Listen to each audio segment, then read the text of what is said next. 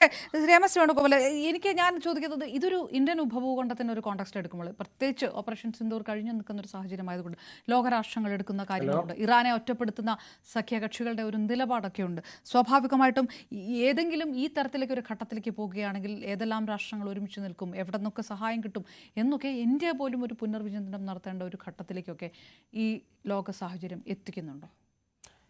ലോകത്തെ ഒരു പുതിയ ഒരു ക്രമം വന്നിരിക്കുക, അല്ലെങ്കിൽ പുതിയ ലോകക്രമം വന്നിരിക്കുകയാണ്.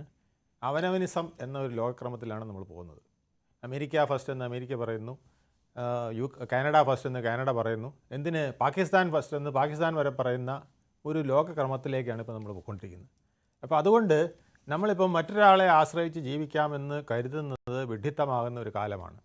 അതുകൊണ്ടാണ് നമ്മുടെ ഇന്ത്യ നമ്മുടെ സ്വന്തം കാലിൽ നിൽക്കാനായിട്ട് വേണ്ട ശ്രമങ്ങൾ ഇന്ത്യ ഗവൺമെൻറ് തന്നെ നടത്തുന്നതെന്നാണ് ഞാൻ മനസ്സിലാക്കുന്നത്.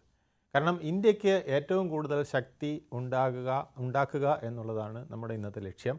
അത് ഉണ്ടാക്കിയെടുത്തു കഴിഞ്ഞാൽ, സൈനികമായിട്ടും സാമ്പത്തികമായും നമ്മൾ ഉണ്ടാക്കിയെടുത്തു കഴിഞ്ഞാൽ മാത്രമേ നമുക്ക് നിലനിൽപ്പുള്ളൂ. മറ്റൊരു രാജ്യവും വേറൊരു രാജ്യത്തെ വന്ന് സഹായിക്കുമെന്ന് ആരും പ്രതീക്ഷിക്കേണ്ട.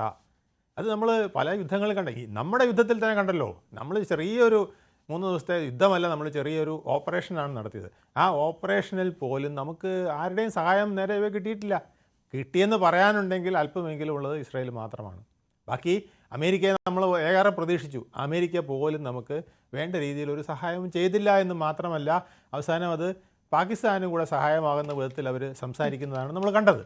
അപ്പോൾ ആ വിധത്തിലുള്ള ഒരു രോഗക്രമമാണുള്ളത്. അതുകൊണ്ട് ആരും ആരെയും സഹായിക്കുകയില്ല, ആരും ആരെയും അധികം ഉപദ്രവിക്കാനും വരില്ല. കാരണം എല്ലാവരുടെയും ശ്രീ വേണുഗോപാൽ, അങ്ങനെ ഇന്ത്യക്ക് സഹായമാകാതെ നിന്ന ഒരു ടീം കൂടിയാണ് ഇപ്പുറത്ത് ഇസ്രായേലിനൊപ്പം നിൽക്കുന്നത് എന്നതിലൊരു ആശങ്ക കൂടിയാണ് ഞാൻ ചോദിക്കുന്നത്. ഇന്ത്യക്ക് സഹായമാകാതെ അമേരിക്കയടക്കം ഒരുപക്ഷെ ഇസ്രായേലിന്റെ ഭാഗത്താണ് എന്നാണ് ചോദിക്കുന്നത്. ഈ ലോകക്രമം ഇന്ത്യക്ക് ഭാവിയിൽ ഗുണകരമാകുമോ ദോഷമാകുമോ എന്ന്? അല്ല, ഇന്ത്യക്ക് ഗുണകരമാകണമെങ്കിൽ ഇന്ത്യ ഒരു സാമ്പത്തിക ശക്തിയാകുകയും സൈനിക ശക്തിയാകുകയും ചെയ്ത് ഈ ഭൂഖണ്ഡത്തിലെ ചൈനയോടൊപ്പം നിൽക്കുന്ന ഒരു വലിയ തലയെടുപ്പുള്ള രാഷ്ട്രമാണെന്ന് വന്നാൽ തീർച്ചയായിട്ടും ഇന്ത്യയെ ഗവനിക്കും. ഇന്ത്യയെ ഗവനിച്ചേ പറ്റുള്ളൂ. ഇപ്പോൾ വെസ്റ്റ് ഇപ്പോഴും ധരിക്കുന്നത് ഇന്ത്യയെ എങ്ങനെയും വരുതിയിലാക്കാം എന്നുള്ളതാണ്. അതിന് കഴിയില്ല എന്ന് സ്ഥാപിക്കാനാണ് നമ്മുടെ ഭരണകൂടം ശ്രമിച്ചുകൊണ്ടിരിക്കുന്നത്. അത് വിജയിച്ചാൽ മാത്രമേ നമുക്ക് ആ രീതിയിൽ മുന്നോട്ട് പോകാൻ കഴിയുള്ളൂ. അതിന് നമ്മൾ ഒറ്റക്കെട്ടായിട്ട് സാമ്പത്തികമായും സൈനികമായും മുന്നോട്ട് വരണം. ഇത് തന്നെയാണ് ഇറാനും പറഞ്ഞിരുന്നത്. ഇത് തന്നെയാണ് ഇറാൻ ഉദ്ദേശിച്ചിരുന്നത്. തങ്ങൾക്ക് ഒരു ശക്തി വേണമെന്ന് തന്നെയാണ്. ശരിക്കും പറഞ്ഞാൽ അമേരിക്ക ഉൾപ്പെടെ ഉള്ളവരെ വരുതിയിലാക്കാനാണ് ഇറാൻ ശ്രമിച്ചത്. അതിനാണ് ഈ ആണവായുധം അവരുണ്ടാക്കാൻ ശ്രമിച്ചത്. ഇത് മനസ്സിലാക്കിക്കൊണ്ടാണ് USA പിന്നെ നേരിട്ട് യുദ്ധത്തിന് വന്നില്ലെങ്കിൽ പോലും ഇസ്രായേലിനെ കൊണ്ട് അടുപ്പിച്ചത്. ഇതൊക്കെ ഒരു വർഷത്തെ പ്ലാനിംഗ് ആണ്. വളരെ ദീർഘമായിട്ട് കണക്ക് കൂട്ടി ചെയ്തതാണ്. നമ്മൾ ഇന്നലെ ഒരു ആണവ കരാർ തെറ്റിയത് കൊണ്ട് വന്നതാണെന്ന് നമ്മൾ തിരിച്ചറിയേണ്ട.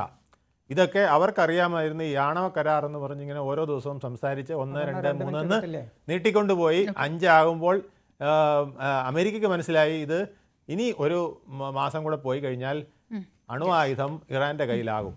അതിനു മുമ്പായിട്ട് അടിക്കാനായിട്ട് ഇസ്രായേലിനെ വിട്ടുകൊടുത്തു. അങ്ങനെയാണ് ഇപ്പോഴത്തെ യുദ്ധം ഉണ്ടായിരിക്കുന്നത്. അല്ലാതെ നമ്മൾ ഉദ്ദേശിക്കുന്നത് പോലെ ഒരു പൊടുന്നനെ ഒരു സമാധാന ചർച്ചയ്ക്ക് അല്ലെങ്കിൽ അണുവായുധം ഇല്ലാതാക്കണമെന്ന് പറഞ്ഞ് അല്ലെങ്കിൽ നിരായുധീകരണത്തിൽ നമ്മുടെ ഒപ്പിടണം എന്നൊക്കെ പറഞ്ഞ് വന്നപ്പോൾ തെറ്റിപ്പോയത് കൊണ്ടല്ല ഇതൊന്നും സംഭവിച്ചത്. ഇതൊക്കെ വെൽ പ്ലാൻഡ് ആയിരുന്നു. ഈ പ്ലാനിങ്ങുകൾ പലപ്പോഴും നടത്തിയിരുന്നു. ഇറാൻ്റെ ഒരു ലക്ഷ്യമെന്ന് പറയുന്നത് തന്നെ ഈ ലോകത്ത് വേറൊരു ഓർഡർ ഉണ്ടാക്കണം. അതായത് ഏക ഛത്രാധിപതിയായിട്ട് US നിൽക്കുന്നതിനൊപ്പം ഇപ്പുറത്ത് വേറൊരു ടീമും കൂടെ ഉണ്ടാവണം. അതിനാണ് ഇവർ ചൈനയും റഷ്യയും ഒക്കെ പിടിക്കാനായിട്ട് നോക്കിയത്. അതുപോലെ തന്നെ അയൽ രാജ്യങ്ങളിൽ ഒരു ടീമിനെ അവരുണ്ടാക്കാൻ നോക്കി. അതെല്ലാം തകർക്കപ്പെട്ടു. അങ്ങനെ അവർ ശരിക്കും പറഞ്ഞാൽ അവർ ഒറ്റപ്പെടുകയാണ് ചെയ്തത്. ആ ഒറ്റപ്പെട്ടപ്പോൾ അവർ കണ്ടിരുന്നതും ഈ ഒറ്റപ്പെടലിനെ നിന്ന് രക്ഷപ്പെടാനായിട്ട് എത്രയും പെട്ടെന്ന് അണുബോംബ് ഉണ്ടാക്കുക എന്നുള്ളതായിരുന്നു. അതിന് 1 മാസം മുമ്പേ അല്ലെങ്കിൽ 2 മാസം മുമ്പേ അവർക്ക് കുരുക്ക് വീണു. ഇനി ഒരൊറ്റ ലക്ഷ്യമേ ഉള്ളൂ.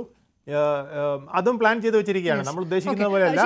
റെജീം ചേഞ്ച് എന്നുള്ള ഒരു സംഗതിയിലേക്ക് തന്നെയാണ് പോയിക്കൊണ്ടിരിക്കുന്നത്. അത് ജനങ്ങളെ പരിക്കേൽപ്പിക്കാതെ, ജനങ്ങളെ ബുദ്ധിമുട്ടിക്കാതെ നമ്മൾക്കത് എങ്ങനെ ചെയ്യാമെന്നുള്ളതാണ് ഇപ്പോൾ ഇസ്രായേലും US-ഉം. ബ്രിഗേഡിയർ വേണുനാർ കൂടി